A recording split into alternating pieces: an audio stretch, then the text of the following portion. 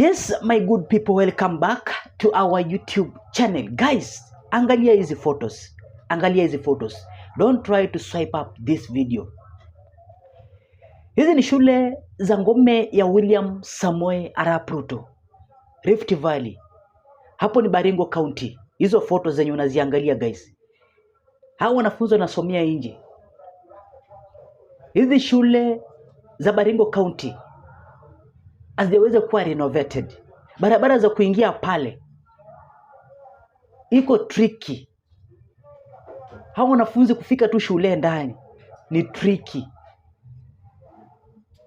Na hiyo ni ngome ya William Ruto. Saizi William Ruto akienda kwa debe. Tukienda kwa debe saizi.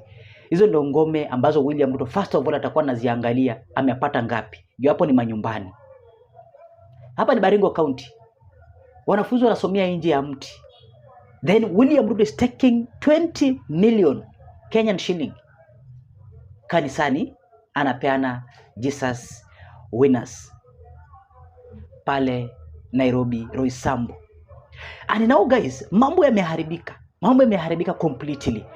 Design ambayo Gen Zs wali occupy parliament.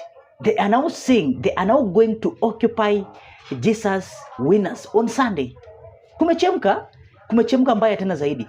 You guys, even saizi treasury imekuwa ikilalamika kwamba less than 7 months 1.3 trillion Kenyan shilling zimeweza kuwa withdrawn na William Samoei Arap Ruto kufanya vituko zake hapa nchini Kenya, kufinance Raila Amolo Odinga, kupeana hawa mabishops ili aweze kuwin support ya wao in 2027.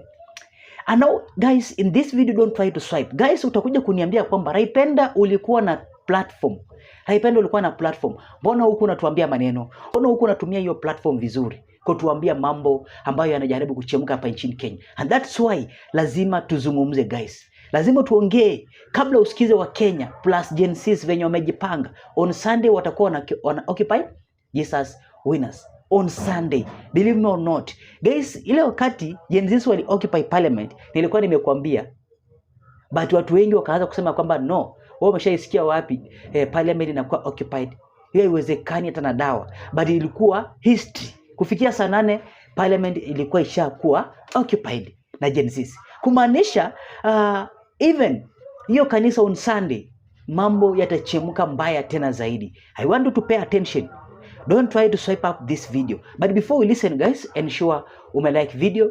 Guys, I have been telling you that hii channel imekuwa ikisupportiwa na wewe na imekuwa ikishikiliwa na wewe. So sina budi ila ni kusema thanks so extensive kuendelea kusupport hii channel. Na zile moments tena unaenda kuchukua kwa like video, acha Mungu aweze kukuonekania na kupigania saa hii. Wale wageni ambao wanatazama kwa mara ya kwanza mkiwa TikTok, make sure mnanifollow na mnasubscribe to our YouTube channel ili tuweze kufika 80,000 subscribers. Kwa hivyo guys, without wasting time, nataka tuongee. Nataka pia uende kwenye comment section.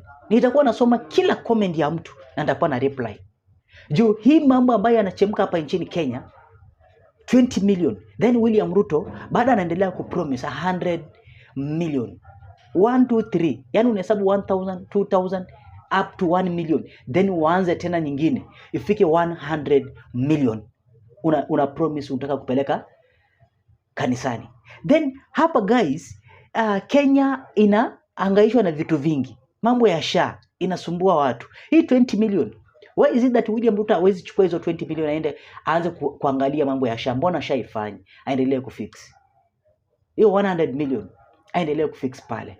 William Ruto juzi ametuambia kwamba yeye anakatwa 50,000 Kenyan shilling pale kwa SHA ili mwananchi pia apate kutibiwa free. So hizo 50,000 hizo 50,000 guys, even William Ruto akatwe 50,000 1 year zitatosha kutibu watu ambao wamekuwa watu ambao wanaendelea kuumia pale hospitalini, hawana nyuma ama mbele.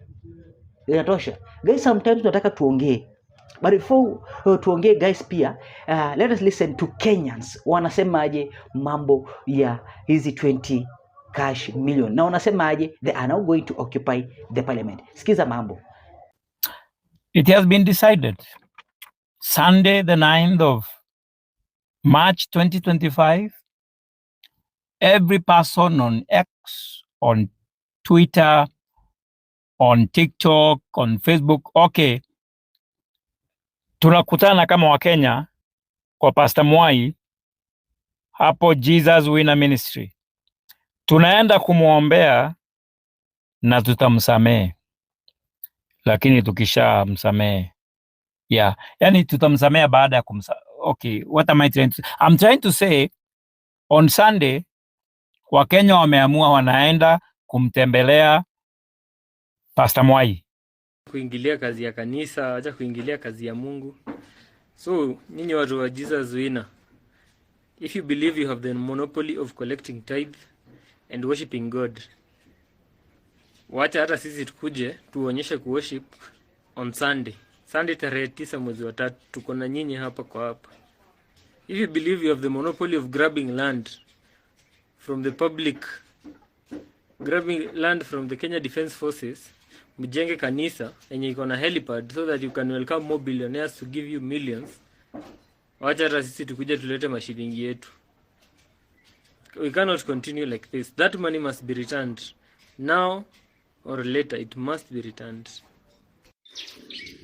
This is my message to Bishop Mwai and your church.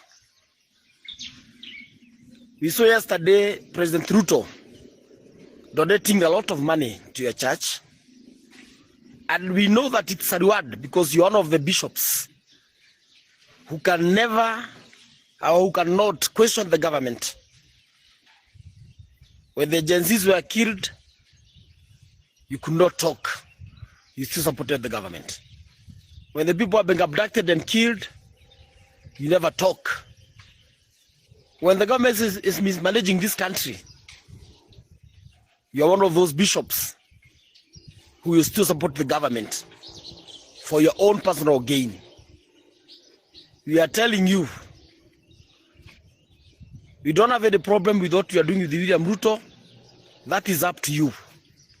We leave you to God. But we are telling you, concerning that lad, that government lad, that public lad, being allocated to your church by the government of William Ruto, because you are sending Ruto home in 2027, we are just putting you on notice. Don't put anything permanent. Don't build anything permanent on that lad.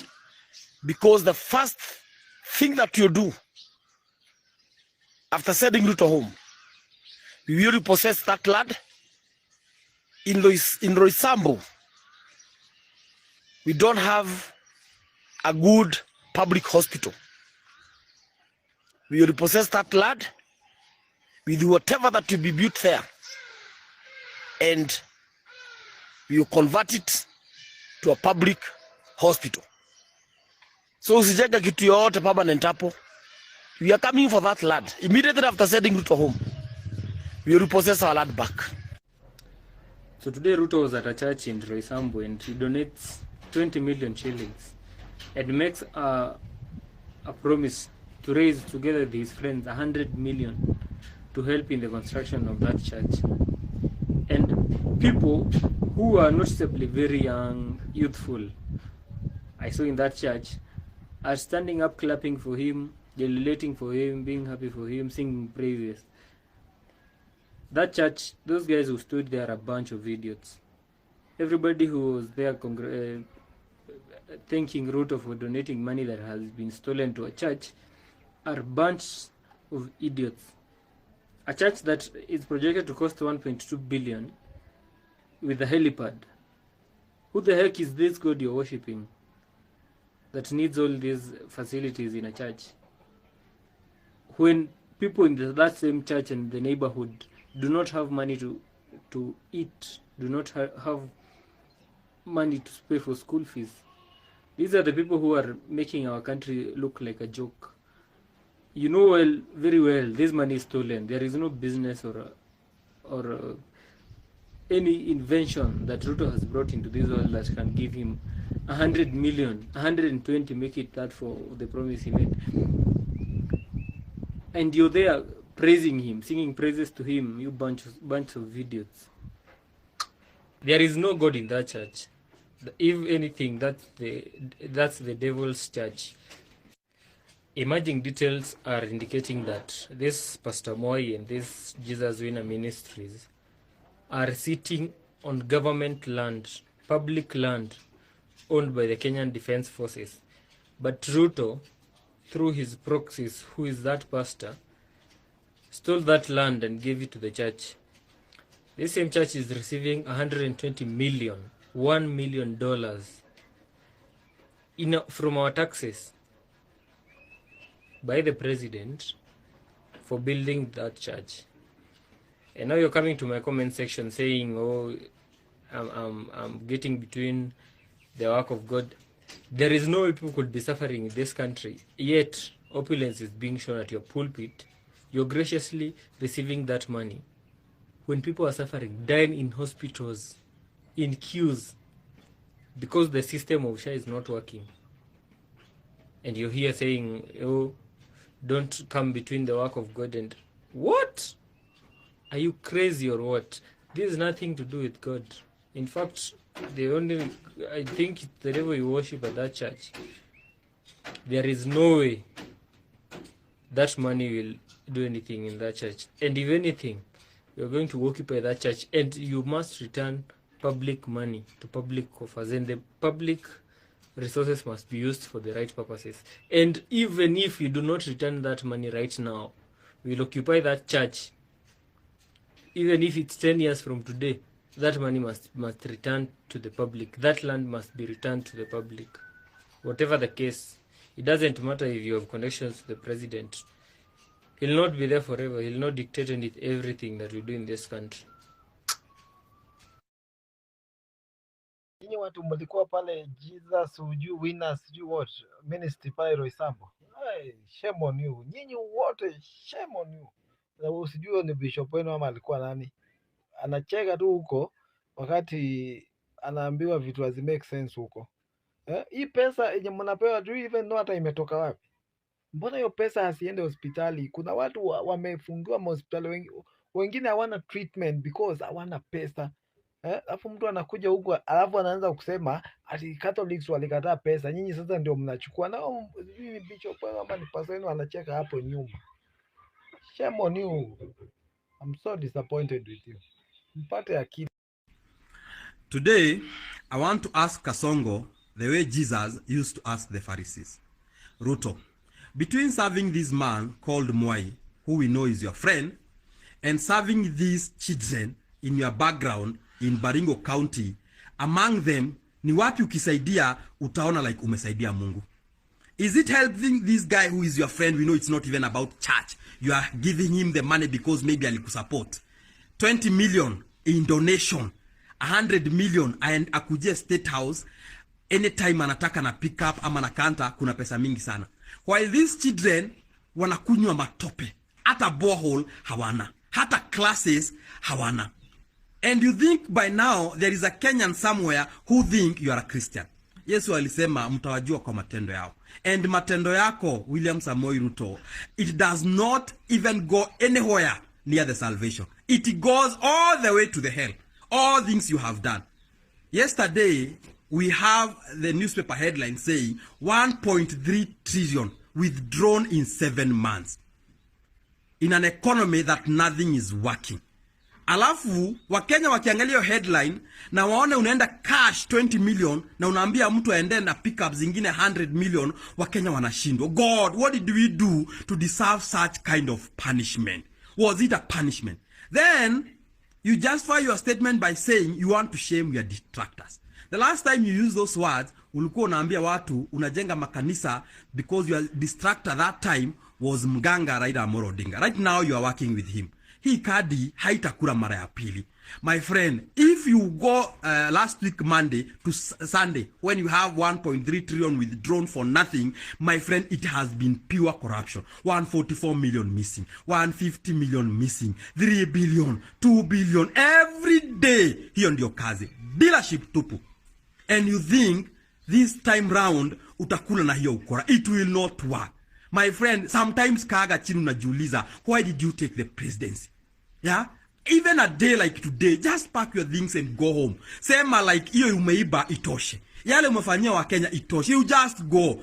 Then the Kenyans will decide if they will pursue you after you have gone home. Because I don't think there is a Kenyan who is stupid enough not to see the conmanship in you, Ruto.